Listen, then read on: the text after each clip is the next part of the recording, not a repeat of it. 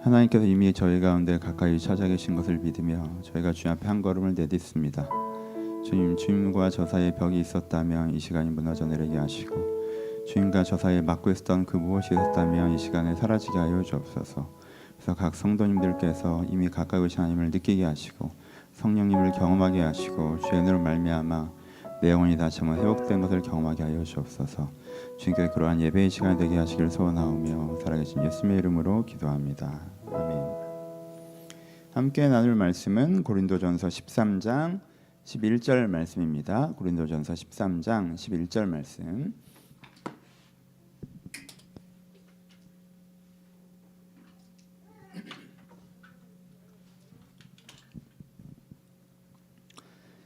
한 목소리로 같이 읽겠습니다. 시작. 내가 어렸을 때에는 말하는 것이 어린아이와 같고 깨닫는 것이 어린아이와 같고 생각하는 것이 어린아이와 같다가 장성한 사람이 되어서는 어린아이의 일을 버렸노라. 아멘. 이 구절을 꼭 기억해 주셨으면 좋겠어요. 이 구절이 오늘 생각의 회개 마지막 결론부 시간인데, 그리고 이제 다음 주에 이제는 뭐 부록처럼 하나를 더 하긴 할 건데 결론부 시간인데, 여러분들이 생각의 회개라는 이 시리즈를 기억하시기에 좋은 핵심 구절이라고 생각합니다. 우리가 바울이 고백하는 거죠. 내가 어렸을 때에는 말하는 것, 깨닫는 것, 생각하는 것. 그러니까 사실 말은 결정과 행동의 부분도 포함되어 있거든요. 그러니까 내가 무엇을 깨닫고 무엇을 생각하고 어떤 행동을 하는가가 되게 어린아이 같았다. 그러니까 미숙했다. 근데 지금은 내가 성숙하다라고 얘기하는 거잖아요. 그럼 바울이 뭘 얘기하고 있는 거예요? 이 미숙과 성숙 사이에 자기의 생각의 성장을 이야기하고 있는 거죠. 그렇죠? 자기가 어릴 때는 어떠했습니까? 바리새인이었어요. 예수님이 틀렸다고 확신했어요. 스데반을 죽이는데 동참했죠. 왜냐면 그게 너무 맞았으니까. 그때 바울이 나쁜 사람이었습니까? 아닙니다. 그때 바울이 그것을 자기 자신을 위해서 했나요? 아니요. 하나님을 위해서, 이스라엘 공동체를 위해서 했죠. 그렇죠? 이렇게 잘못된 사람들이 있는데 바리새인들이나 대제사장들이나 지도자들이 적극적으로 나서지 않는 것을 보면서 내가 적극적으로 나서서 이 잘못된 부분을 해결하겠다는 헌신된 마음으로 그리스도인들을 핍박했습니다. 그렇죠? 그 다음에도 바울의 성숙의 과정이 있었습니다. 그러니까 예수를 믿기 전과 후로만 나눠지는 것이 아니라 바울이 초기에 그 다음에 자기가 나름대로 어떤 생각의 성숙을 겪어왔는지를 표현하는 부분들이 있거든요. 그래서 이 구절 자체가 여러분들이 시리즈를 기억하는 핵심 문장이라고 생각합니다. 우리가 공부를 할 때 그렇게 하잖아요. 한 단락, 한 챕터를 다 공부한 다음에 그 챕터의 핵심을 한두 문장으로 정리해 놓으면 그 문장에부터 전체가 쫙 다시 기억나게 하는 방식들이 있잖아요. 그 한 문장이 오늘의 문장이라고 생각을 합니다.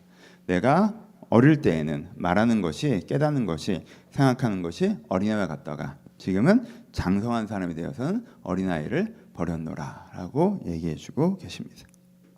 그럼 좀 정리하면서 얘기해 봅시다. 그건 무엇이 어린아이와 같은 생각입니까? 우리가 이제까지 다뤘던 것들을 좀 복귀해 보면 이번에는 그 부분을 많이 다루진 않지만 첫 번째 어떤 것이 어린아이 같은 거예요? 기준이 어린아이 같은 거. 그러니까 기준이 잘못된 것. 그게 이제 어린아이 같은 생각이죠. 그렇죠? 얘는 이런 기준으로 얘기를 하지? 그렇죠? 그거 나중에 별거 아니야. 그게 지금 그렇게 중요한 게 아닌데? 아이들을 보면서 그런 생각 하실 때가 있죠. 이거 아니면 안 되고 이렇게 꼭 해야 되고 이게 너무 중요하고. 그렇죠? 그러면 그게 그렇게까지는 아닌데. 그렇죠? 그럴 때도 있죠. 그렇죠? 그래서 미숙한 기준일 때도 있고. 덜 중요한 걸 더 중요하게 생각하는 것이죠. 악한 기준이기도 하죠. 이기적인 기준. 이기적인 기준. 자기 생각만 하는 것. 세 번째 뭐예요? 세속적인 기준. 요즘 사람들 다 그렇게 생각하는데 뭐 그게 자기의 기준이 돼버리는 거. 자기 생각이 아니라 그냥 남들 하고 있는 생각이 이식되어서 자기 생각이 돼버리는 거. 이런 걸 미숙하다고 얘기합니다. 그렇죠? 이기적인 기준, 세속적인 기준, 그리고 우선순위가 무너진 미숙한 기준들. 이런 걸 가지고 있을 때 어떻게 얘기한 거예요? 생각이 미숙하다고 할 수 있는 거죠.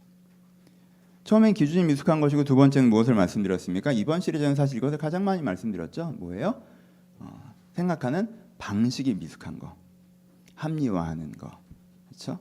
낡은 생각을 갖고 있는 거, 그리고 자기에게 적용하지 않는 기준들을 타인에게 적용하고 자기는 거기서 우월감을 느끼는 패턴들. 또 낡은 기준들 얘기 드렸어요. 그러니까 낡은 건 이거 말고도 굉장히 많겠죠. 예전에 썼던 사고 방식인데 지금은 안 맞는데 쓰는 것들이나 그렇죠. 여러 가지가 있을 것입니다. 낡은 방식을 얘기했었고 그렇죠. 그래서 이게 사고의 방식, 생각의 방식이 미숙한 것을 얘기하고요. 세 번째는 뭘 얘기해요? 어린아이 같은 생각은 뭐예요? 생각의 태도가 미숙한 것. 생각의 태도가 미숙한 건 무엇입니까? 자만한 것, 교만한 것. 그러니까 자기가 지금 완성형이 아닌데 자기 생각이 다 맞을 리가 없잖아요. 내가 그렇게 성숙한 사람이 아니잖아요. 내가 생각을 치열하게 가꾸고 다듬어서 여기까지 도달한 상태가 아니거든요. 근데 현재 자기 생각이 다 맞다고 생각하는 거. 또 지금 자기가 갖고 있는 생각을 진짜 정가의 보도처럼 휘두르는 거. 이게 뭐예요? 자만하는 것, 교만하는 것. 자만하고 교만해서 배우려고 하지 않고 그리고 생각의 방식이 미숙하고 생각의 기준이 미숙한 것을 미숙한 생각이라고 얘기를 합니다. 어린아이와 같은 것이죠. 그럼 우리는 어떻게 해야 돼요? 이 생각을 다듬어서 성숙한 생각으로 나아가야 되는 것이죠. 그럼 성숙한 생각은 무엇이겠습니까? 이 반대겠죠. 기준이 바른 것. 내가 생각하는 기준이 바른 것. 내가 하나님의 기준, 사랑의 기준, 선함의 기준, 사명의 기준, 그리고 자아의 기준을 사용하는 것. 이것도 이제 나중에 설명할 기회가 있겠지만 이건 뭐 강의적인 거여서 유튜브로 보완을 할 수 있으면 해볼게요.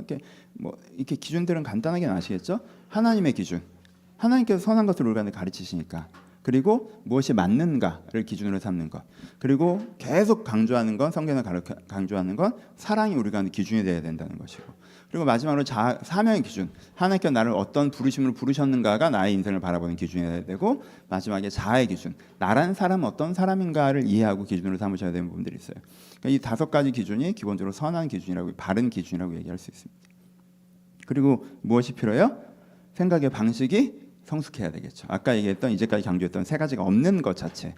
그래서 내가 진리의 기준으로 자신과 세상을 해석해내고 대안과 결론을 낼 수 있으면 성숙한 사고방식을 갖고 있는 사람이에요. 그러면 이제 성숙한 사고방식이라고 할 수 있어요. 그리고 마지막으로는 뭐예요? 겸손한 거. 내가 주님 앞에 부드러운 마음으로 듣고자 하는 마음이 있는 거, 배우고자 하는 마음이 있는 거. 이 3가지를 가지고 있으면 이 사람은 어때요? 이 사람은 좀 성숙한 생각을 갖고 있는 사람이다라고 할 수 있습니다. 그러니 내가 지금 미숙한 생각을 갖고 있는지 성숙한 생각을 갖고 있는지 우리가 다 그 중간 어디쯤 있을 거잖아요. 그러니까 내 생각의 위치를 파악하고 내 생각을 더 성숙하게 만들어 나가려고 하실 필요가 있습니다. 그럼 어떻게 하셔야 돼요? 점검하셔야 돼요. 여러분 생각의 엑스레이를 찍으세요. 막 이렇게 잎사귀를 보지 마세요. 여러분들의 생각 잎사귀를 보지 말고 이건 어떻고 저건 어떻고 저건 어떻고 하시기 전에 나무의 뿌리와 줄기를 보십시오. 기준이 뭐야? 네가 그 모든 생각을 펼쳐가는 기준이 뭐야? 남들 속이는 건 가능하지만 네가 스스로 속을 필요는 없잖아. 기준이 뭐야? 너 행복하게 살고 싶구나. 그냥 네 입장이 그런 거구나. 너 불안하구나. 너 욕심나는구나. 그냥 요즘 시대에서 유행하는 사고방식 쓰는 거구나. 남들 다 욜로라고 할 때는 욜로하다가 남들 다 투자할 때는 투자하다가 남들 다 이제는 또 모으는 거 하면 또 모으는 거 하고 그냥 그게 네 기준이구나. 내가 내 스스로 그렇게 엑스레이를 찍어보실 수 있어야 돼. 내 지금 기준이 뭔지, 내 기준과 관심사가 뭔지, 내 출발점. 그 다음에 내 생각하는 방식, 이게 낡은 게 아닌지, 내가 이게 합리화하는 게 아닌지, 그렇죠? 그리고 내 태도. 이것들 돌아보시면서 내가 어느 정도의 성숙도를 갖고 있는 사람인지, 내가 어떤 생각을 어떻게 하고 있는 사람인지. 여러분 그냥 간단해요. 여러분 되게 생각이 복잡하시죠? 그건 잎사귀를 봐서 그래요. 출발점은 서너 개밖에 없어요, 사람이. 요즘 하고 있는 생각의 뿌리를 가보세요. 이렇게 어디서부터 출발하는 생각인지. 그러면 사람은 3-4개의 뿌리로 모든 생각의 가지를 다 연결하고 있습니다. 여러분들 관심사, 여러분들 가치관, 여러분들 기준. 있어요. 서너 개밖에 없어요, 사실. 그러니까 나무 한 5개의 잎사귀를 바르니까 여기가 초록이 가득한 것 같은 것이고 수만 개의 잎사귀가 있는 것 같고 정말 복잡한 생각이 있는 것 같지. 여러분 생각의 나무의 뿌리는요 4-5가지밖에 없어요, 사실. 그러니까 그 뿌리를 보시고 이렇게 가지를 보시고 뿌리는 좋은데 제대로 자라지 못하고 있구나. 엉뚱한 뿌리에서 풍성하게 자라고 있구나라고 내 생각의 상태를 보셔야 돼요. 그리고 그 생각의 상태를 건강하게 갖고 가려고 하셔야 됩니다. 이게 생각의 회개예요.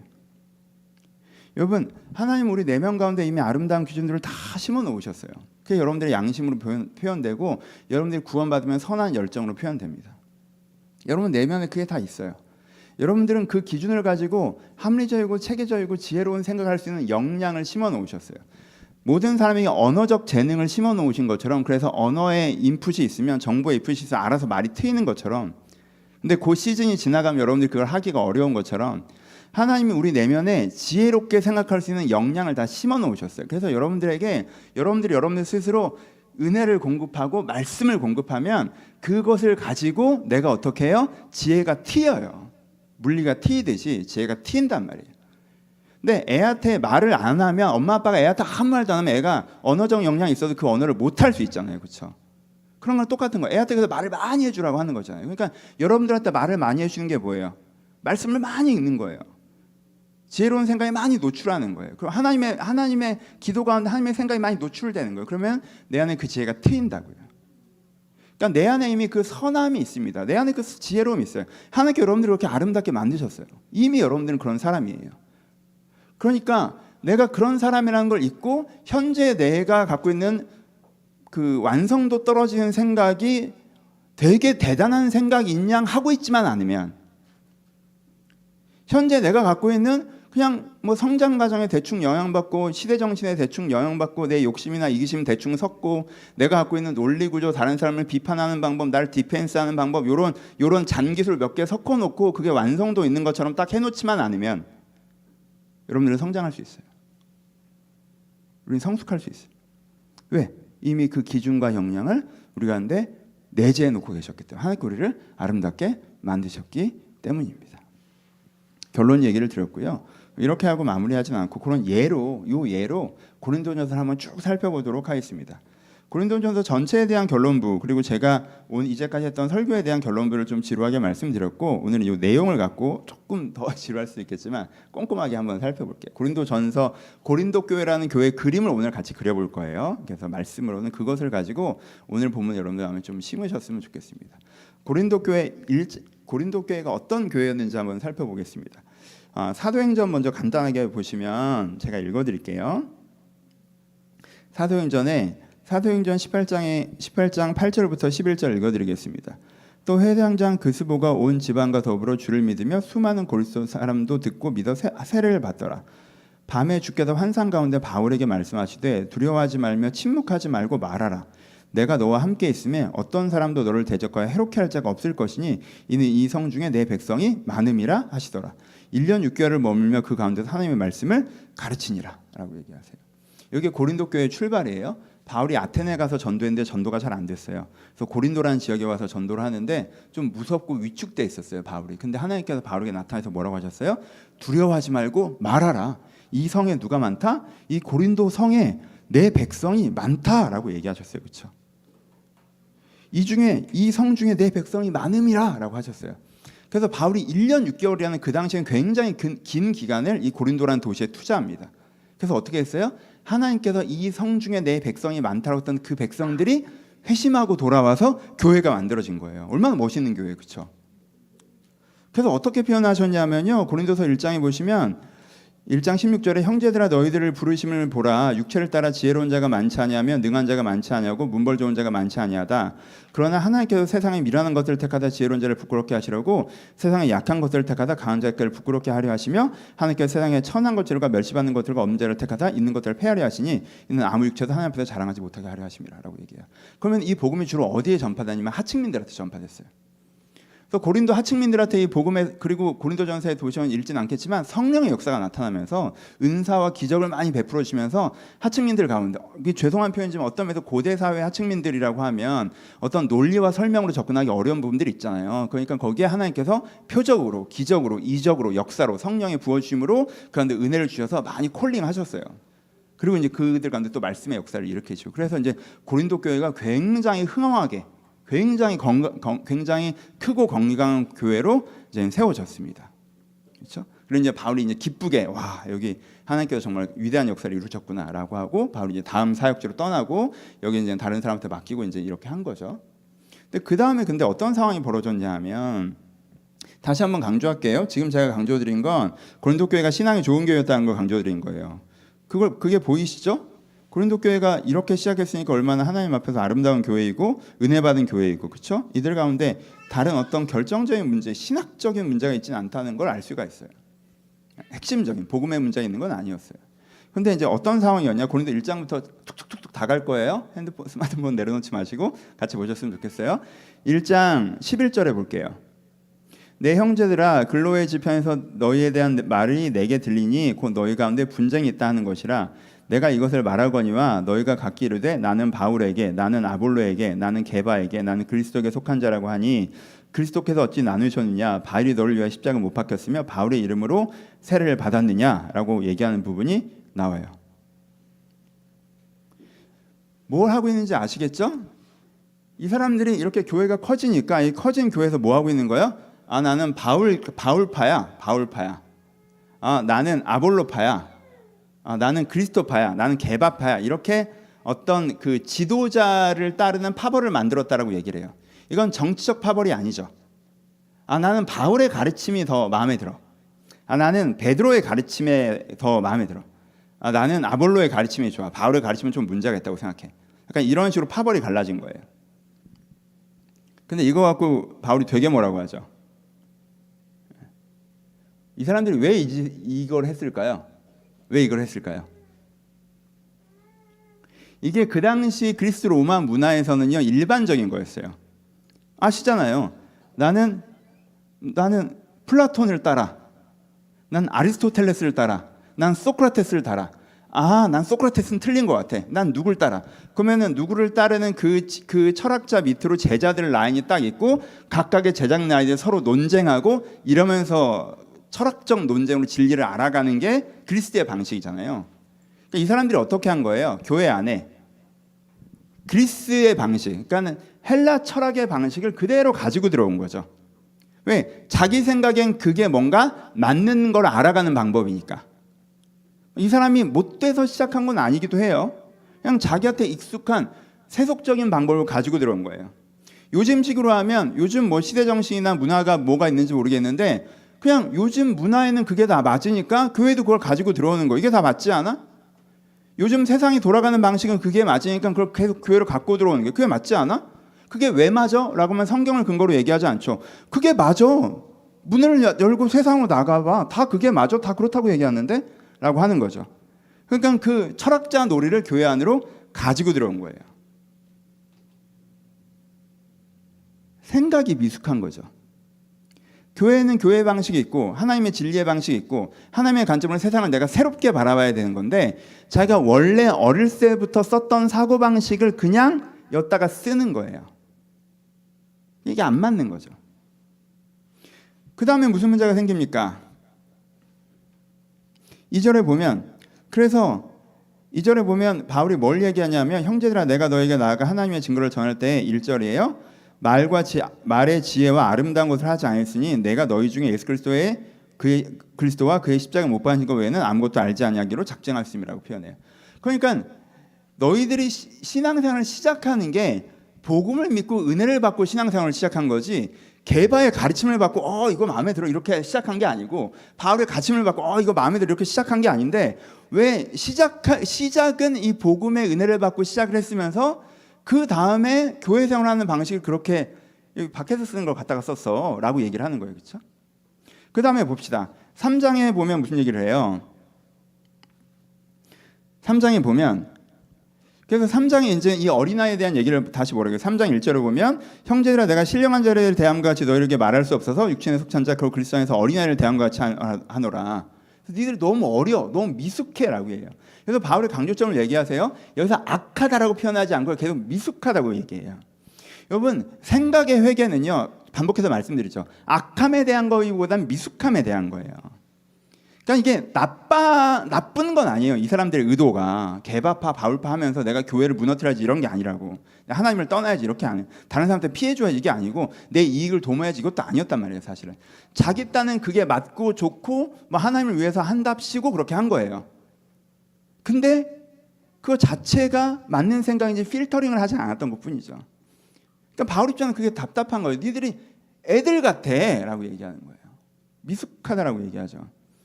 그러면서 무슨 얘기를 합니까? 그러면서 그 다음에 이제 4장에 가면 이 사람들의 태도에 문제가 생긴 게 뭐냐면, 또 하나, 이건 이따가 다시 말씀드리지만, 이 사람들이 이렇게 바울판에 아볼로판에 이렇게 논쟁하고 비판하고 이런 거 하면 사람이, 여러분 이 철학자 놀이하면 뭐가 유익하다고 그래요? 말씀드렸죠. 철학자 놀이하면 어깨 뽕이 들어가죠, 그렇죠? 여러분 토론하고 비판하고 뭐 한국 사회가 어쩌고 저쩌고 뭐 철학자들 어쩌고 뭐 세계 경제 어쩌고 저쩌고 막 이렇게 얘기하잖아요. 그럼 어깨에 막 내가 이게 빡 들어가요. 그렇지 않아요? 여러분들이 뭐 한국 경제 문제점과 이 경제 대처의 문제점에서 막 얘기하고 있다 보면 여러분들이 무슨 지금 경제부처 수장쯤 되는 것처럼 막 이렇게 기분이 든다고. 이분들이 이 기분이 들어서 어디까지 갔어요? 고린도전서 4장에 보면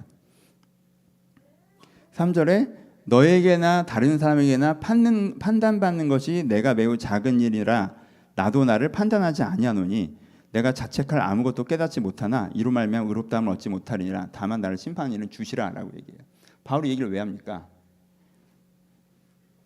바울이 얘기를 왜 하냐면 이 사람들이 막 이렇게 비판하다가 어디까지 갔어요? 바울이 사도가 맞아? 여기까지 갔어요. 기가 막힌 얘기잖아요. 이 교회를 세운 게 누구야? 바울이죠. 누구 때문에 은혜 받았어? 바울 때문에 은혜 받았죠. 근데 이제 약간 이 사람들 머리가 커지니까 바울이 사도가 맞아? 약간 이러고 있는 거죠. 뒤에 뭐라고 얘기하면 바울이 내가 다른 사람한테는 사도가 아니어도 니들한테는 사도야 이렇게 독하게 얘기해요. 그러니까 이 사람이 이제 그 아까 얘기했던 미숙한 생각의 세 번째 방식이 자만의 방식에 들어간 거죠. 보세요. 이 사람들이 세속적인 사고방식, 잘못된 사고방식을 되게 그냥 교회 안으로 자기 신앙 안으로 가지고 들어오고 그거에 대해서 별로 중요하지 않는 것들에서 논쟁을 시작하고, 그러니까 바울파냐 개발파냐 아볼로파냐라는 논쟁을 하는 이유는 뭐냐면 각자 액센트가 다른 부분이 있잖아요. 그럼 미세한 차이가 발생한다고. 그럼 그 미세한 차이를 되게 중요하게 생각하면서 이게 맞네 틀리네 그거 하고 있는 거예요. 그렇죠? 그거 하고 있는 거라고. 근데 그거 하고 있는 동안 뭔 방치돼 있어? 복음은 방치돼 있지. 네가 오늘 예수 그리스도 안에서 은혜 받고 있냐고. 그거 안 하고 교회 와서 뭐 바울이 어쩌네 개바가 어쩌네 이러고 있고 바울이 사도권 이슈 막 이렇게. 사실 사도는 12제자가 사도인데 바울이 언제부터 사도니? 약간 이거 하고 뭐 이렇게 하니까 또 바울 쪽은 막 이렇게 하고 있는 거라고. 이 패턴이. 그러니까 그 다음부터 무슨 일이 생겼냐? 바울이 되게 열받아하는 부분이 뭐냐면, 그러니까는 정작 고민되고 가르쳐줘야 되는 것들은 방치되는 거예요. 여러분 국가가 지금의 정말 중요한 이슈에 대해서 논쟁하고 있지 않고 별로 중요한 것도 아니고 논쟁하고 있으면 문제는 중요하지 않은 걸 논쟁하는 것 자체가 아니에요. 중요한 논쟁을 놓치고 있는 게 문제지. 왜? 그럼 중요한 결정을 못 하잖아. 그게 큰 타격으로 돌아온다고. 그러니까 중요하지 않은 논쟁은요, 그 논쟁 자체가 갖고 있는 폐해보다 훨씬 더 커요. 여러분들이 인생에서 별로 중요하지도 않은 것 같고 막 골몰하고 있으면 그 중요하지 않은 것에 골몰하는 것 자체가 문제가 아니에요. 그때 골몰해야 될 중요한 문제를 놓치는 게 문제라고. 그래서 이 교회도 어떻게 됐어요? 뒤에 보시면 5장 뒷부분에 보시면 5장 1절에 보면 너희 중에 심히 음행이 있다 함을 들으니 그런 음행은 이방인 중에도 없는 것이라 누가 그 아버지의 아내를 취하였다 하는도다. 그러니까 어떤 애가 아버지 후처랑 사귀어서 이제 둘이 막 이렇게 됐는데 교회 안에서 그거에 대해서 문제 제기도 없고 이걸 해야 되냐 말아야 되냐 이거 어떻게 돼 이런 논쟁이 없는 거야. 그러니까 성도들의 도덕적 삶에 대해서는 기본적으로 고민이 없는 거야. 어떻게 성도들의 삶이 더 선하게 바꿔나갈 것인가에 대한 고민이 없는 상태에서 막 이게 어쩌네 저게 어쩌네 그러고 있는 거죠. 그래서 뭐라고 그래요? 후반부에 11절에 이제 내가 너에게 쓴 것은 만일 어떤 형제가 일컫는 자가 음행하거나 탐욕하거나 우상숭배하거나 모욕하거나 술 취하거나 속에 빼앗거든 사귀지 말고 그런 자와 함께 먹지도 말라. 그러니까 교회 안에서 속이고 빼앗고 술 취하고 모욕하고 우상숭배하고 탐욕 부리고 음행하고 이런 일이 벌어지고 있는데 교회 내에서 그거에 대한 가르침과 자정이 없는 거예요. 왜? 저거 논쟁하고 있으니까. 그러니까 첫 번째는 바울이 뭘 얘기해요? 미숙한 생각에서 이게 세속적인 기준과 사고방식이 들어오는 거, 바울판에 개바판에 아볼로판에 하는 그 철학자 놀이가 들어온 게 첫 번째 문제고, 철학자 놀이가 들어오니까 중요한 논쟁들이 다 방치되어지고 보니까 이 사람들의 실제 삶을 다루어 가야 되는 부분들은 방치돼서 난장판이고, 성도들끼리 이 상태인데, 그렇죠?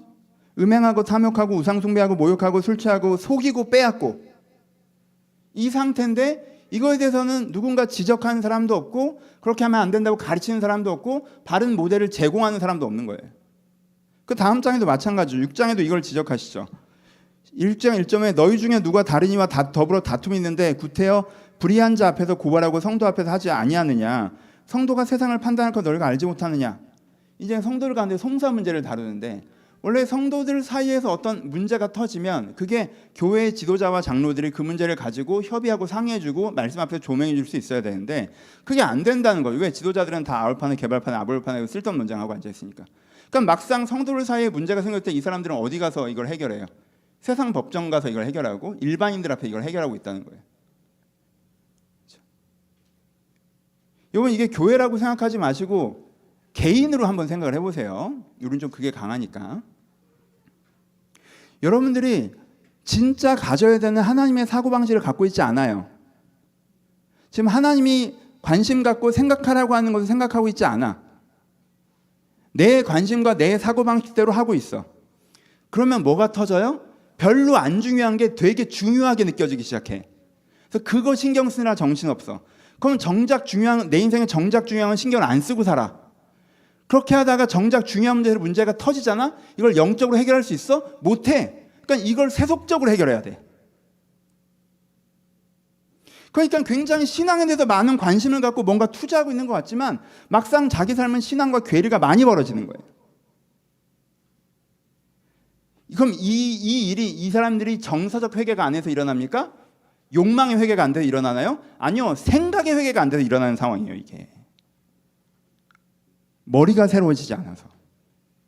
여러분 죄하면 제가 이번 시리즈를 길게 끌고 간 이유를 알겠죠? 저도 앞으로도 마찬가지인데 죄하면 여러분들의 욕망을 많이 얘기해요.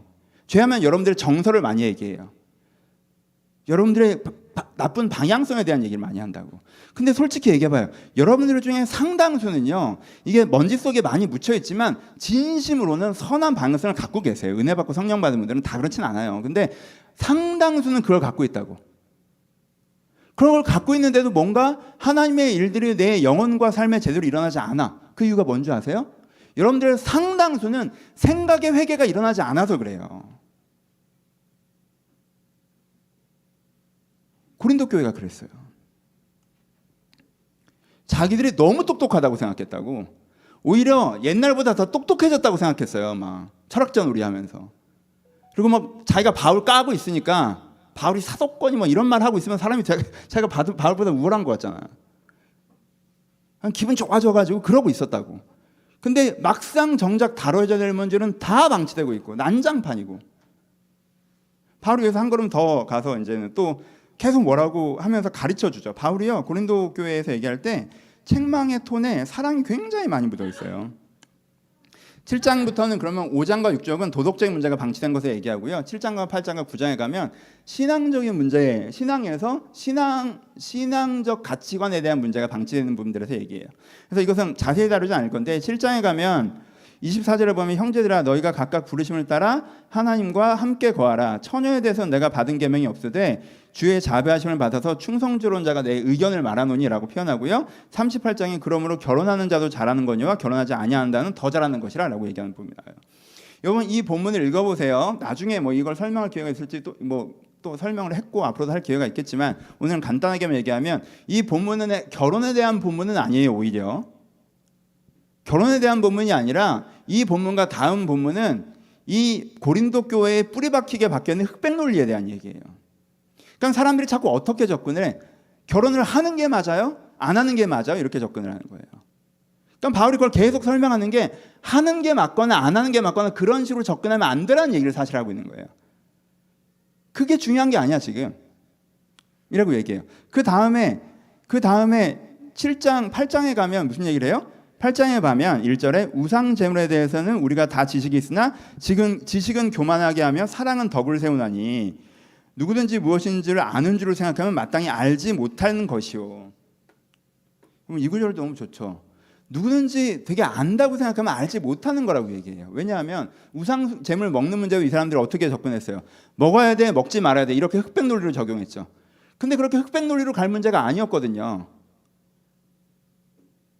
먹어도 돼요. 왜냐하면 우상의 제사가 제물을 더럽히지 못하니까. 제사가 명태전을 더럽히지 못한다고. 하나님께서 만드신 명태와 계란과 기름이기 때문에 그 제사가 이 명태전을 더럽히지 못해요. 하지만 이걸 먹을 수 있어요. 하지만 누군가 그것을 이 사람이 잘못된 신앙 고백에 동참한 것을 오해한다면 사랑은 덕을 세우니까 안 먹을 자유도 있죠. 그러니까 바울 생각엔 시장에서 파는 건 그냥 우상제물로 사다 먹어도 될 것 같아. 근데 누군가 그거 우상제물인데 그럼 먹지 마. 그러니까 약간 케이스 바이 케이스라는 거예요. 왜? 이렇게 하는 행동이 다른 사람에게 좋은 영향을 미치나 이 고민을 갖고 들어와서 해야 된다는 거예요. 그럼 이게 우상제물 먹는 문제예요? 내가 삶을 대하는 태도에 대한 문제예요. 그러니까 왜 이 사람들한테 미성숙하다고 얘기하는지 아시겠죠? 그러니까 이 사람은 자꾸 이게 맞아 저게 맞아? 뭐 이거 왜 안 해? 이거 하는 게 맞는데? 이거 왜 안 하네? 이거 안 하니까 잘못된 거네? 왜 이거 해? 이거 하면 잘못된 건데? 이건 잘못된 행동이야. 흑백 논리예요. 경직돼 있고 맥락을 몰라. 왜? 어린아이 고민을 했으면 맥락을 알 텐데 이제 맥락을 알 때쯤 됐는데 바울이 보기에는 정말 중요한 거에 대한 고민이 없이 쓸데없는 고민이라고 앉아있으니까 중요한 거에 대한 맥락이 아직도 안 잡혀 있다는 거예요. 네가 어떻게 살아갈 거야? 살아가면서 우상제물 먹는 문제, 결혼 문제, 여러분 일상에서 터지는 문제, 요즘에 제사가 없어서 그런 건 없지만 일상에서 어떤 이슈들이 터졌을 때 이 이슈를 내가 어떻게 이해하고 어떻게 행동할 것인가에 대한 이게 안 잡혀 있다는 거예요. 이 프로세스가 안 잡혀 있다는 거예요. 그래서 바울이 그걸 다시 설명해요. 앞에 결혼 문제는 인생의 기준이 뭐냐? 나라는 사람에게는 결혼을 하는 게 하나님을 위해서 살아가고 내가 더 나은 사람인 게 도움이 될까? 그러나 안 하는 게 도움이 될까를 고민을 해라는 거예요. 그러니까 그건 결혼 문제를 얘기한 게 아니에요. 하나님 앞에서 내가 어떤 사람으로서 살아가는가를 인생의 하나의 기준으로 세우라는 거고.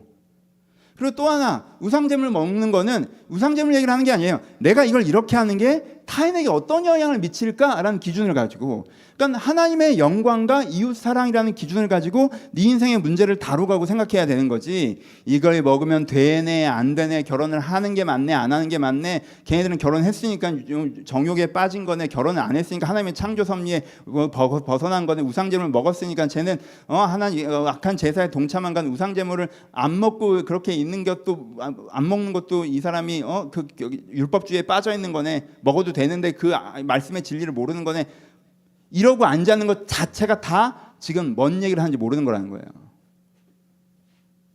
포인트 아시겠죠? 그러니까 바울이 보기에는 이게 핵심은 그거예요. 이 하나하나도 중요한데 가장 큰 핵심은 정작 해야 되는 중요한 생각의 자리에 그 철학자 놀이가 들어와 있으니까, 그래서 별로 중요하지 않는 거에서 막 논쟁을 하고 다 쓰고 있으니까 도덕적인 삶의 기준에 있어서도 기준이 안 세워져 있고, 내가 신앙적으로 하나님의 사람으로서 이 세상을 어떻게 살아가야 될 것인가에 대한 부분에서도 기준점이나 방식이 안 세워져 있다는 거예요. 신앙은 좋은데, 그런데 교회가 신앙이 나쁜 교회가 아니라니까? 신앙은 좋은데 그게 안 세워져 있으니까 계속 하지 않아요. 세 번째 어디까지 가요? 세 번째. 그래서 9장에서 그거 한번 짜증내세요. 9장 1절 2절에 보시면 다른 사람에게는 내가 사도가 아니라도 너희에게는 사도니 나의 사도됨을 주 안에서 인치신 것은 너희라라고 얘기해요. 야, 내가 사도가 아니면 니네가 믿는 게 가짜인데 그게 말이 되냐? 약간 이렇게 되게 뭐라고 하죠, 그렇죠? 그러니 그 논리로 다시 한번 얘기를 하시고, 이제 다음에 넘어가면, 그래서 10장까지 이걸 설명하면서 31절에 10장 31절에 그런즉 너희가 먹든지 마든지 무엇을 하든지 하나님의 영광을 위해서 하라라고 얘기해서 그 기준점을 가지고 각각을 생각해야 된다는 얘기를 하시면 마무리하세요. 그리고 11장에 가면 무슨 얘기가 나오냐면 이제 이 사람들의 신앙생활도 안 잡혀 있는 거야. 그래서 제일 유명한 장면이 11장 20절이죠. 그런즉 너희가 함께 모여서 주의 만찬을 먹을 수 없으니 이는 먹을 때에 각기 자기 만찬을 먼저 갖다 먹으므로 어떤 사람은 시장하고 어떤 사람은 취함이라. 너희가 먹고 마실 집이 없느냐? 너희가 하나님의 글을 없인 여기고 빈궁한 자를 부끄럽게 하느냐? 내가 너희에게 무슨 말을 하랴? 너희를 칭찬하라 이것을 칭찬하지 않겠네.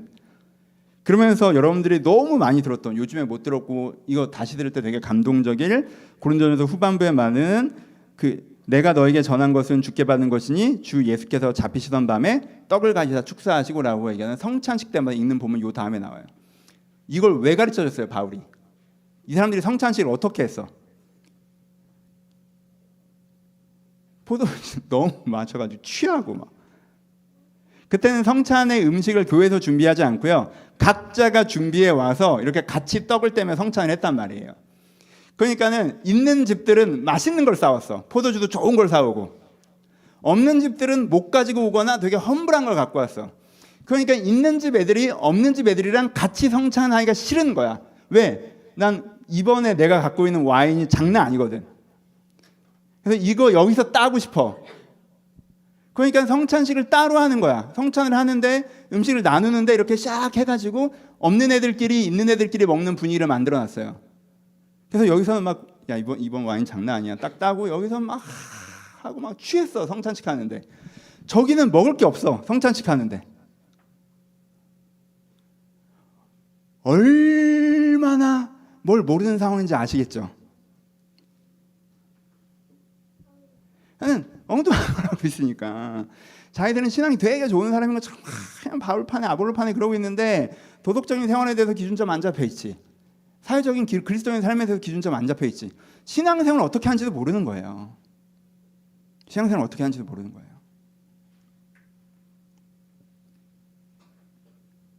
그러니까 뭐 성찬식이 왜 하는지도 모르고 그냥 주일에 가서 포도주 먹는 거야 막 이러고 와서 이제 먹는 거지. 그냥 찬양을 왜 부르는지도 모르고 그냥 앞에 가면 노래 불러, 이제 와서 노래 부르고 뭐 기도 때 이제 잠깐 눈 감고 있다가 일어나면 돼, 뭐 이런 식으로 하는, 의미를 모르는 거야. 왜 그걸 하는지, 왜 말씀을 듣는지. 그냥 무슨 강의랑 비슷해, 뭐 들을 만한 얘기해, 이렇게 듣는 거야. 그건 아니잖아요. 예배에서 설교하는 거랑 제가 따르게 강의하는 거랑 완전 다른 거라고. 그렇죠? 이거는 여러분들이 듣는 자세에 따라 달라지는 거지 전환자의 내용에 따라 달라지는 게 아니에요. 모르는 거지. 그 다음에 또 이건 뭐 다 할 필요는 없고, 그 다음에 고린도전서 12장에 가면 12장 19절 17절부터 보면, 만일 온몸이 눈이면 듣는 곳은 어디겠으며 온몸이 듣는 곳이면 냄새 맡는 곳은 어디냐. 그러나 이제 하나님께서 그 원하시는 지체를 각기 몸에 두었으니 만일 다 한 지체뿐이면 몸이 어디냐. 이제 지체는 많으나 몸은 하나니라. 눈이 손도로 내가 너를 쓸데없다 하거나 또 머리가 발도로 내가 너를 쓸데없다 하지 못하리라. 이 얘기를 하세요. 그러니까 교회 생활에서 또 신앙생활에서 무슨 문제가 태웠는지 대충 감이 잡히시죠. 간단하게만 설명해도, 이 구절만 읽어도. 그러니까 이 사람들이 세속적인 생각이 들어와 있으니까 뭐 하는 거예요? 뭐 하는 거예요? 업무에 따라서 레벨을 나누는 거죠. 뭔가 그 당시에는 뭔가 이렇게 신비로운 거에 짝 먹는 시기였거든요. 그러니까 뭐 예언하는 사람은 최고, 교사하는 사람은 급이 낮아, 뭐 몸으로 봉사하는 사람들은 완전 하급이고. 그래서 교회에서 이제 피라미드를 만들어 놓은 거예요. 그래서 교회가 공동체가 아름답게 돌아가려면 각자의 부르심을 하는 거고 각자의 역할을 하는 건데, 아니 얼굴도 중요하지만 귀도 중요하고 귀도 중요하지만 팔도 중요하고 팔도 중요하지만 발가락도 중요한 건데, 그 각각의 지체가 똑같은 건데 앞에 나가서 말씀 전하고 뭐 찬양 인도하고 뭐 이런 건 되게 대단한 것처럼 생각하고, 뭐 뒤에 가서 섬기고 이런 거 별거 아닌 것처럼 생각하고, 그게 마치 레벨인 것처럼 생각하는 거죠. 근데 진짜 웃기는 상황이 온 거지. 아니 교회 안에서 다들 봉사하는 건데 그게 마치 새로운 신분인 것처럼 이렇게 있었던 거예요. 그 다음에 13장에 가면 12장에서 또 있는 게 14장에 가서 또 있는 게 뭐냐면,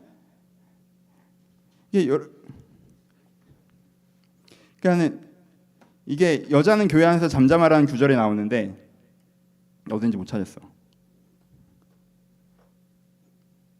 어쨌건 여자는 교회 안에서 잠잠하라는 구절이 나오는데, 여기서 여자라고 하니까 다들 여자분들이 싫어하시는데 그 맥락을 보셔요. 장면이 어떻게 됐냐면, 여자분들이 말씀을 전하고, 이렇게 예배 시간인데 여기서 이제는 뭐 한 명 일어나는 거야.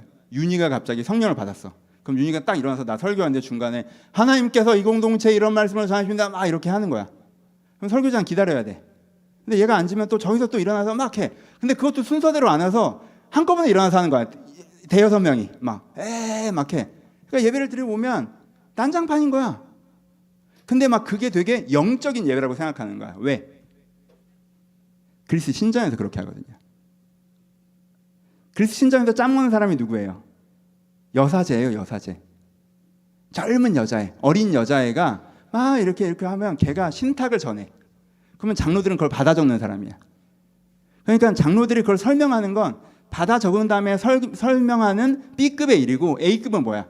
신탁이 여자에게 내려서 확 전하는 게 A급이거든요. 근데 교회는 그게 아니거든. 이미 예수 그리스도의 복음의 말씀이 우리한테 전해졌고 그 복음을 그 전달자로서 나팔수로서 전달하는 거예요. 정보 전달자로서. 지금 내리는 신탁은 지엽적인 것이기 때문에 그렇게 중요한 게 아니란 말이에요. 이미 중요한 진리의 복음을 우리한테 계시는 전달되었기 때문에 그런 개념인데, 그러니까 이것도 똑같은 거예요. 맨 처음과. 거기서 그리스의 철학놀이를 한 것처럼 그리스의 신전놀이를 하는 거예요. 세상에선 그렇게 하니까 여기서도 그런 줄 알고 와서 이렇게 하니까 이제 난장판인 거죠. 이것도 뭐에 대한 거예요? 신앙생활을 어떻게 하는 건지 모르는 거야, 이 사람들이. 그래서 세상에서 신앙생활을 하듯이 하는 거야, 그냥. 내가 원래 세상에서 했던 게, 내가 세상에서 했던 종교생활은 가끔 점치러 가는 거였어. 그리고 복채 내고. 그럼 교회 와서도 다른 거 거의 다 안 하고 그냥 헌금 한번 많이 내고 이번에 어떻게 돼요? 이거 물어보고 이런 거 하는 거지.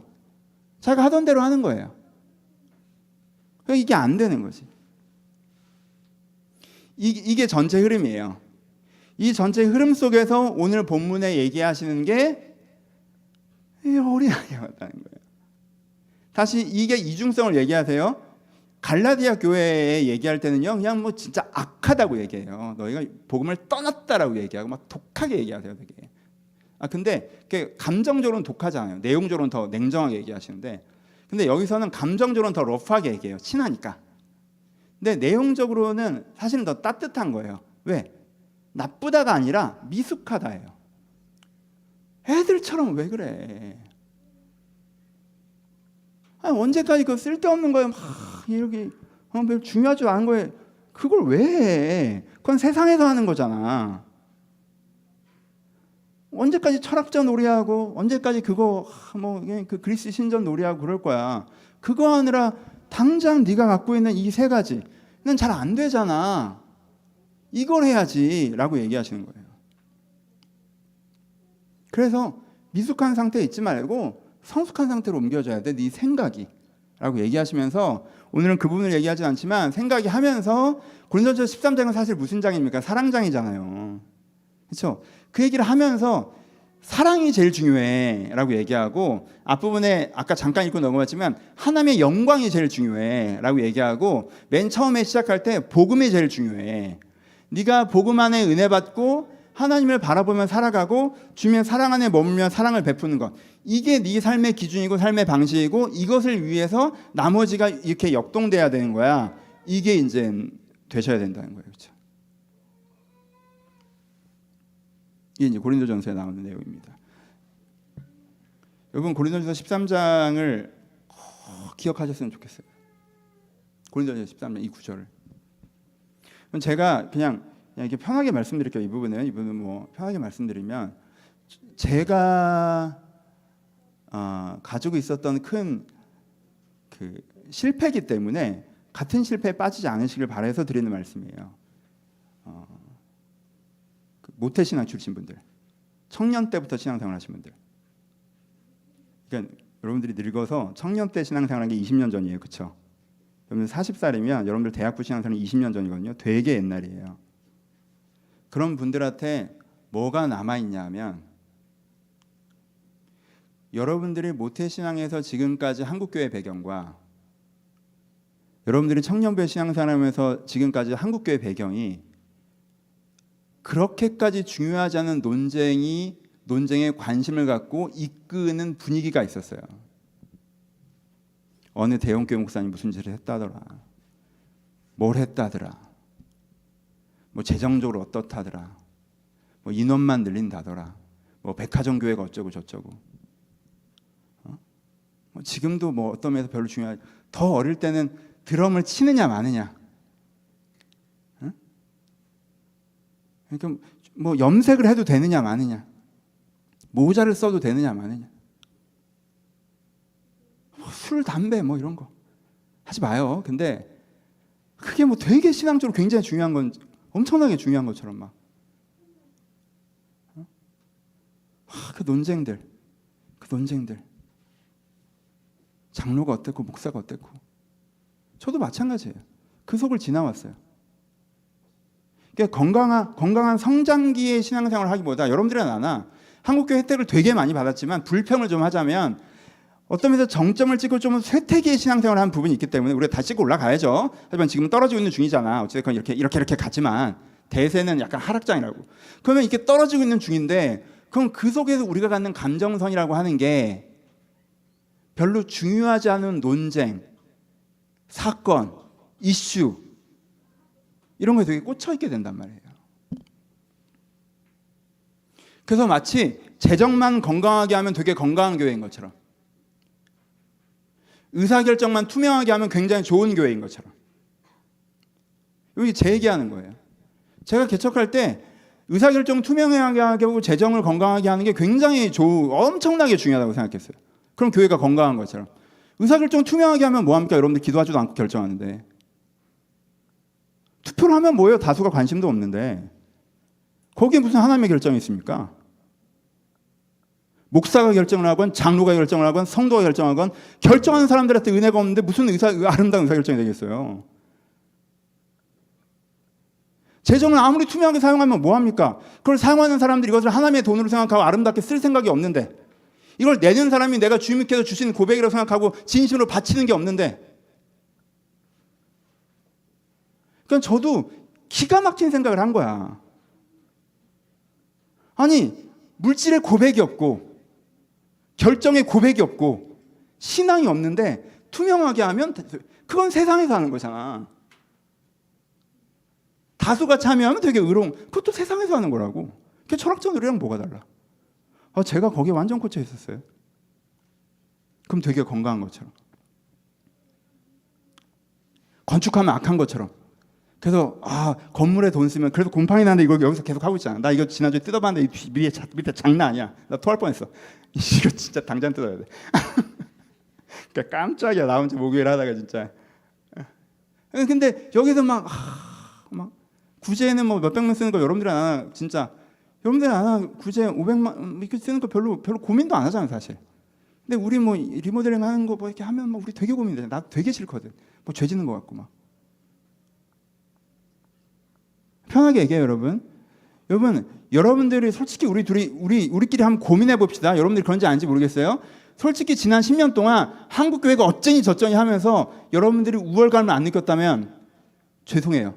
느꼈다면 회개하세요.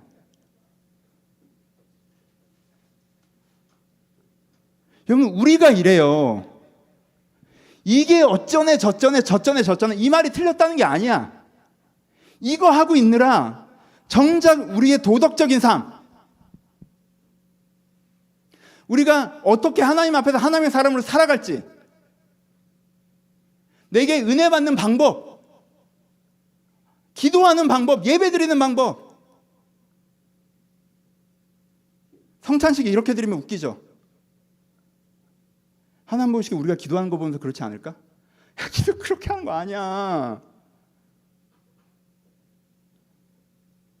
네 원하는 것만 막 얘기하고 네 마음에 안 든다고 하나님한테 지랄하고, 이게 기도가 아니야. 아야, 얘네 교회를 몇 년 했는데 기도 어떻게 하는지도 모르고.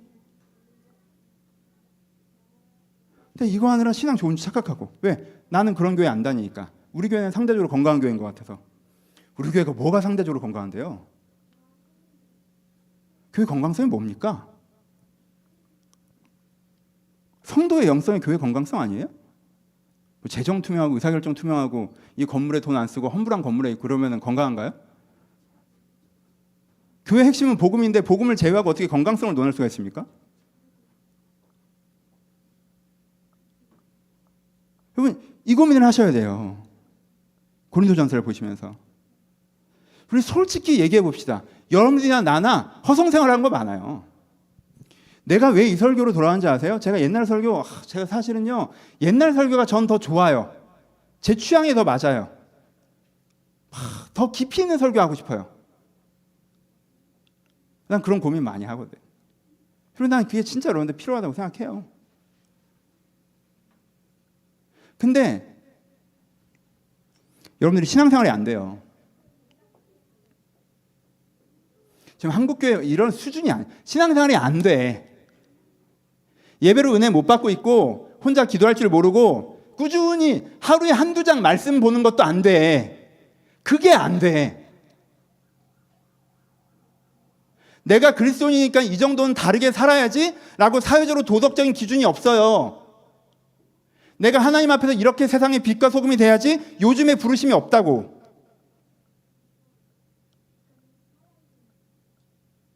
그게 안 돼요, 우리가. 그래서 제가 내가 목회를 진짜 제가 12년 목회를 돌아보면서 제가 되게 하나님 앞에 막 쪽팔린 부분이 뭐냐면 나 겁먹들었구나.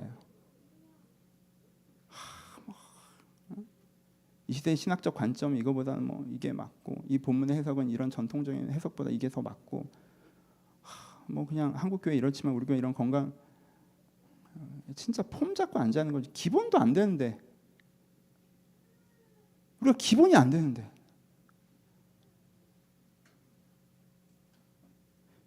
여러분이 생각의 회개를 하셨으면 좋겠어요. 정직하게 여러분들 돌아보세요. 정직하게. 여러분은 내가 생각의 회개가 필요한지 안 하는지 간단하게 알 수 있는 방법이 있어요. 내가 다른 사람 보면서 내 하는 말을 보잖아요. 그럼 여러분 너무 멋있는 사람이야. 나 그거 여러분들 누구보다 잘할 수 있어. 나 비판하고 까대는 난 재능이야, 재능. 이한이가 저한테 뭐라는 줄 아세요? 아빠는 진짜 자판기 같대. 어떤 이슈에서 딱 얘기하면 거기에 대해서 뭐가 맥락과 비판 그거 진짜 잘해. 진짜 잘해요. 여러분 비판은 죽은 자를 살리지 않습니다. 내가 이 말 잘하는 거에 스스로 속지 마세요. 생각을 여러분 자신으로 돌아보세요. 내가 내 자신으로 돌아왔는데 내 인생이 지금 어디서부터 어디까지 와 있는지 구조가 안 잡히고 어떻게 살아가야 되는지 맥락이 안 잡히고 그래서 이렇게 해야겠다 결정이 안 되고 혼란스럽잖아요. 그럼 여러분들 생각의 회개가 필요한 거예요. 생각은 나한테 써먹는 게 90%고 저쪽을 유익하게 하는 건 10%죠. 어떤 면에서. 그렇죠? 이쪽으로 보면 막 생각이 팽팽 돌아가는데 내 안으로만 들어가면 생각이 안 돌아가서 버벅거려. 돌아가질 않아. 이해가 안 돼. 해석이 안 돼. 어떻게 해야 될지 모르겠어. 혼란스럽기만 해. 그럼 여러분들은 생각이 안 잡혀 있는 거예요. 제대로. 이 부분 우리가 같이 세워가야 돼요. 제가 시리즈 마무리될 때 한 번씩 흥분하는 거 아시죠? 8주에 한 번, 10주에 한 번 하는 거야. 왜냐하면 이거 또 못하잖아. 이거 못하니까 하는 거예요, 여러분. 진짜 여러분 이 부분에서 여러분들이 여러분 내가 사랑 설교 끝낼 때도 사랑 없으면 여러분들 다 쓰레기라고 그렇게 했어요. 이 부분에서 마찬가지야. 매번 강조하고 끝나야지 어쩌겠어. 진짜 여러분 이거 고민을 하셔야 돼요. 진짜 여러분 고민을 하셔야 돼요. 우리 교회가요 교만해요. 저 때문이에요. 제가 약간 교만해서 여러분들이 닮은 건지 교만한 목사가 있으니 교만한 사람이랑 모인 건지 모르겠는데 교만해요. 본인은 잘 못하면서 남 얘기하는 거 좋아해요. 주관 뜨려고 비평의식이 있는데 실제 신앙생활은 그렇게 잘 못해요. 그 괴리가 있는데 그래서 고민하지 않아요. 이거 넘어야 성령이 나무에 있으면 함께 하십니다. 이거 넘어야 성령이 여러분들 삶에 함께 하세요. 그거 제 고백이에요. 하나님 제가 이렇게 이거 넘어야 하나님께서 함께 하시겠구나. 정말 부끄러운데 얘기하는 거야. 진짜 이거 온라인에 끄고 싶다 오늘은. 성도를 있으니까 하는 건데 정말 진짜 쪽팔린데 얘기하는데 제 딴은 제가 되게 똑똑하다고 생각하고 내가 되게 탁월하다고 생각하고 미안해요. 진짜 그렇게 생각했어요. 어떤 지점에서 그렇게 생각하는 날이 있었어요. 하나님 저렇게 이 얘기하신 거예요. 그건 은사고 이게 기본이 잘 안 돼 있어 보이나.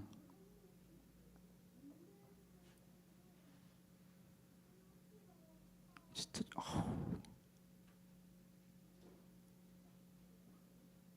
신앙이 뭡니까? 신앙이 뭐예요? 한국 나 교회 몇 년 다녔고 이 교회는 이게 문제고 저 교회는 저게 문제고 이 사회는 뭐가 문제고 기독교인들은 좀 이래야 되고 나도 좀 못하고 있긴 하지만 어쩌고 저쩌고. 신앙이에요? 제 얘기예요. 너무 부끄러워. 다른 교회에 비해서 우리 교회는 건강해. 제 안에 이런 헛된 자만이 있어요. 난 다른 목사에 비해서 이런 부분에서 난 건강한 목사야. 근데 그 건강성의 기준이라는 게 난 비권위적이지 않고 의사결정을 투명하게 하고 난 이 정도의 학업적 탁월성이 있고 이런 거. 하나님 그거 쳐줄 것 같아. 천국 앞에 섰을 때. 신앙이라는 건 여러분들이 오늘 예배 가운데 은혜 받고 여러분들이 주중에 혼자 말씀 보고 기도할 줄 알고 거기 30분이라도 시간을 낼 줄 알고 그것도 못하면 사실 그래서 그 시간에 은혜 받을 줄 알고 그래서 남들 보기엔 소소할 수 있을지 모르겠지만 내가 하나님 앞에서 지켜가는 도덕적 기준이라는 게 있고 신앙적 기준이라는 게 있는 그래서 그런 삶을 내가 그렇게 높은 수준의 컨텐츠는 아니라고 해도 이런 시스템이 돌아가고 있는 거 은혜 받고 은혜로 살고 있는 이런 기본 구조가 돌아가고 있으면 이 사람이 이제는 기초는 지났다는 거 어린아이의 때는 벗었다 애기처럼 이게 물려줘야 젖 먹이는 거 지금 바울이 얘기하잖아요 젖 먹이는 거야 너는 젖 먹이는 거 그게 아니라 혼자 걸어다니고 이게 밥은 떠먹을 수 있는 상태인 거겠죠 그게 꾸준히 돼서 그 컨텐츠가 올라가면 이 사람이 하나님의 사람으로서 사명도 감당하고 하나님의 사람들로서 원수도 사랑하고 다른 사람의 영혼도 구원하고 이런 부분도 더 확장되겠죠 이 기본이 안 됐는데 그걸 했다? 그럴 수 있어요 하나님께서 때때로 사람을 들어서 사용하실 때가 있어요 근데 그건 일회적입니다 지속적으로 그 사람을 통해서 그런 역사가 일어나진 않아요 그러니까 이 기본으로 돌아갑시다 이 기본으로 돌아갈 때 하나님께 여러분한테 놀라운 일을 하실 거예요 전 정말 기대합니다 여러분 정말 기대합니다 여러분들이 왜 여러분들 기본적으로 선하거든 제가 볼 때 우리 성도를 전 너무 좋아해요 여러분 진짜 90%가 선한 사람이에요 여러분 안에 진짜 영적 회심이 있다는 걸 제가 신뢰해요 여러분 안에 하나님을 사랑하는 게 있어요 여러분 안에 하나님을 향하는 마음이 있어요 그걸 내가 알아요 얘기해보면 여러분 안에 있어 물론 오랜만에 보면 그걸 파내느라고 시간이 걸리긴 하는데 깊게 묻혀있긴 하지만 때로 이게 있지만 있어요 그래서 저도 그냥 그럼 된 거 아닌가? 우리 되게 좋은 사람들이잖아 나쁜 사람 세상에 많은데 그렇게 생각하는 부분도 있어요 분명히 여러분 되게 건강한 사람들이고 주체적인 사람들이고 그래서 전 여러분 멋있다고 생각해요 여러분들 90%에 대해서 제가 신뢰감과 존중하는 마음 존경하는 마음을 갖고 있어요 이 사람 되게 좋은 사람이고 멋있다 근데 이 부분이 보완되면 여러분 날아다닐 수 있어요 진짜 그래서 정말 여러분들이 이 말씀으로 은혜 받고 신앙으로 살아가는 이 생각의 은혜를 해서 정말 이 고린도 교회 수준에서 좀 넘어가서 에베소 교회 수준으로 딱 가면 여러분의 진짜 위대한 일들을 벌일 수가 있어요 그거 한번 해봅시다 여러분들이 오늘 여러분들의 신앙 앞에 진지하게 하나님 앞에 진지하게 여러분들 돌아보시고 여러분들 지금 잘못된 생각을 갖고 있는 거 그리고 특별히 쓸데없는 관심에 꽂혀 있어서 중요한 생각을 놓치고 있는 게 무엇인지 돌아보시고 특별히 여러분들이 신앙생활에서 해야 하는 것들을 하기 시작할 때 하나님께 여러분의 놀라운 일들을 시작하실 것입니다 그 기대를 가지고 하나님과 함께 하셨으면 좋겠습니다 기도하시겠습니다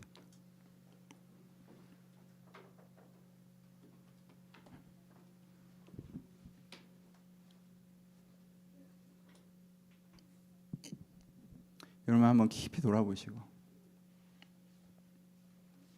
이게 참 생각의 회개가 어려운 게 저도 저도 좋은 사람이거든요. 제가 기본적으로 저는 선한 사람이에요.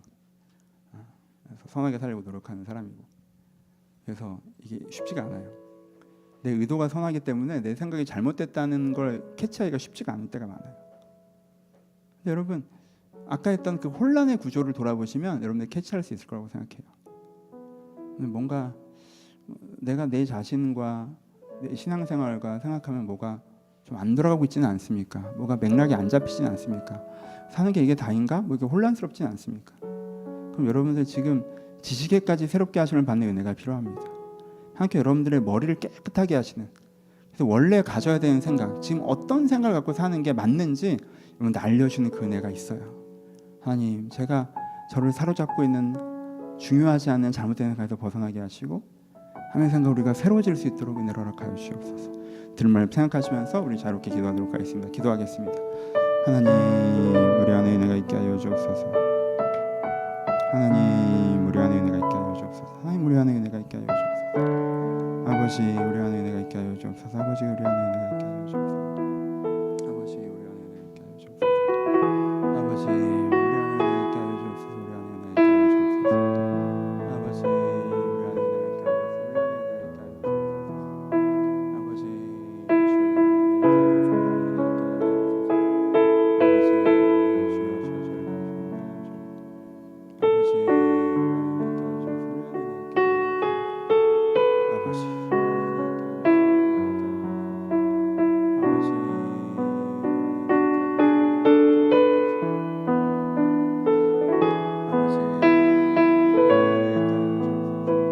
있게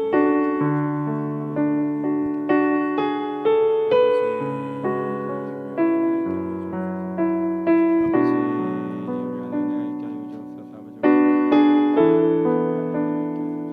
아버지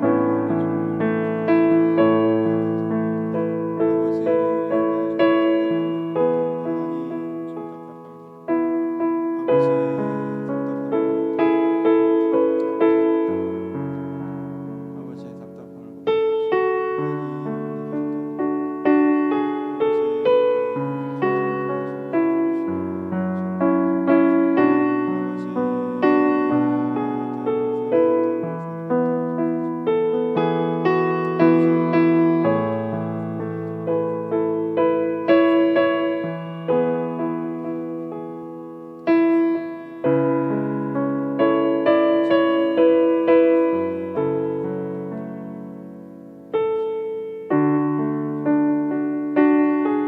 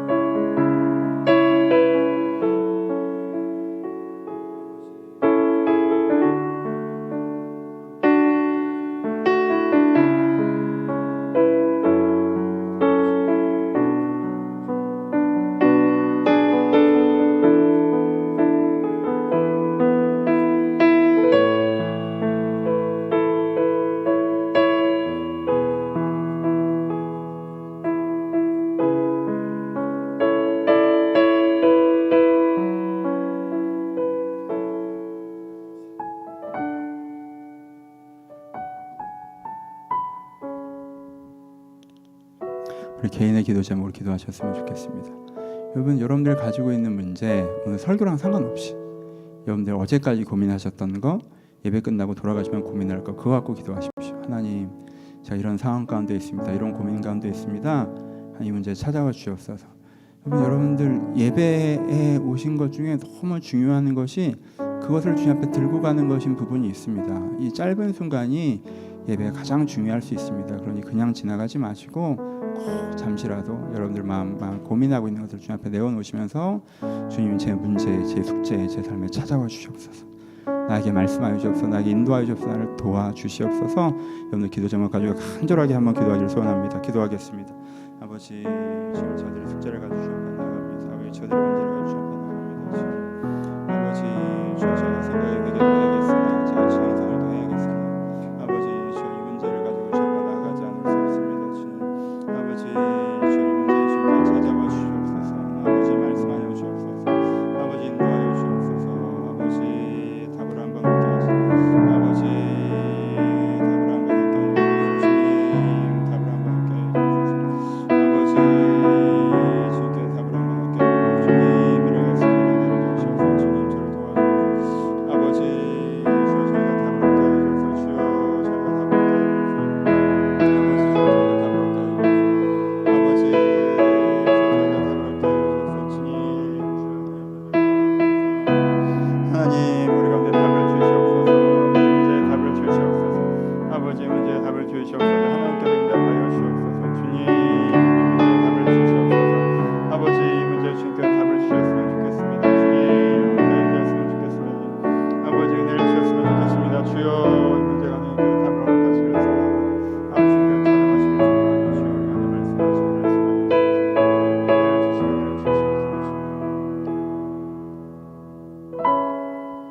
여러분들 주변에 세상에 어려움 당한 자들 마음에 품고 중보하는 시간이었으면 좋겠습니다. 하나님, 제 주변에 이러이러한 분들이 계십니다. 주님 찾아봐 주시옵소서. 세상에 이러이러한 소문을 제가 들었습니다. 주여 은혜를 주시옵소서. 중보하면서 그 영역들을 위해서 기도하도록 하겠습니다. 기도하겠습니다. 하나님, 주여 저를 도와주옵소서.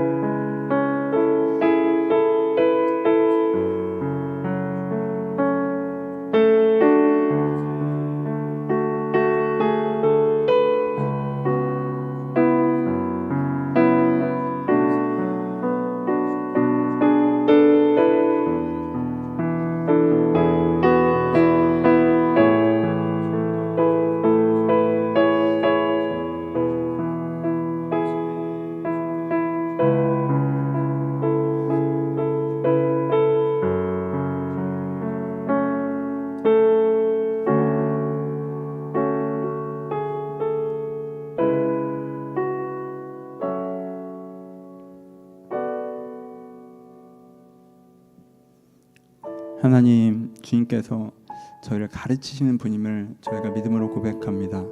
지금 저희가 배우게 하여 주옵소서.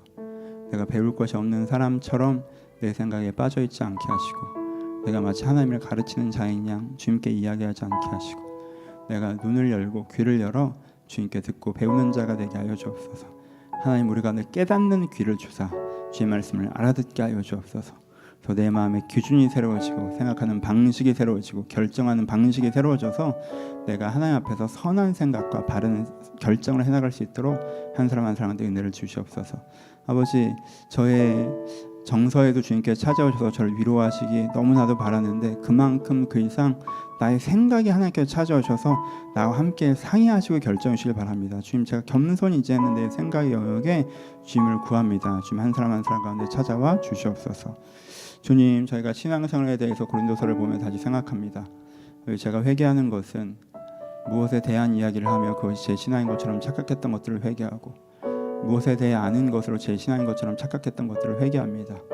주님, 그런 것들은 저를 감싸는 옷과 같은 것이고, 정말 내가 하나님 앞에 서는 것은 내 영혼이었고, 내가 내 영혼이 건강해지려면 내가 주님의 예배 가운데 은혜 받으며 말씀 가운데 힘을 얻고 기도 가운데 교제하고 주님에 따라 섬기고 봉사하는 가운데 하나님이 주시는 능력과 기쁨을 경험하는 것인데, 제가 거기서 벗어나 있었던 부분들도 있습니다. 주님, 나에게 은혜를 더 주셔서 내가 주님께서 나에게 주시는 가장 큰 선물인 신앙을 하게 하여 주옵소서.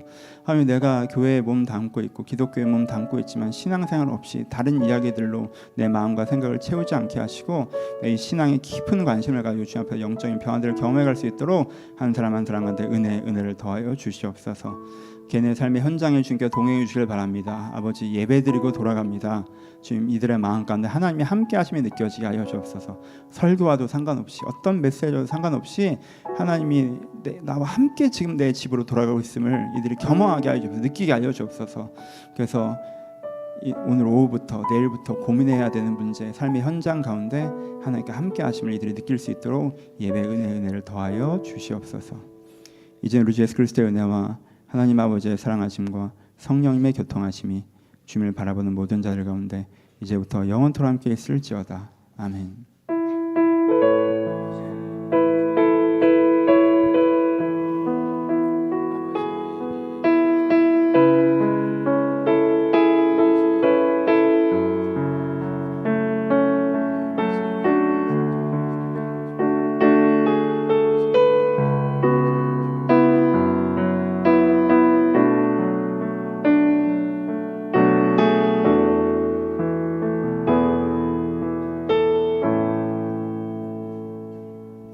서로 주님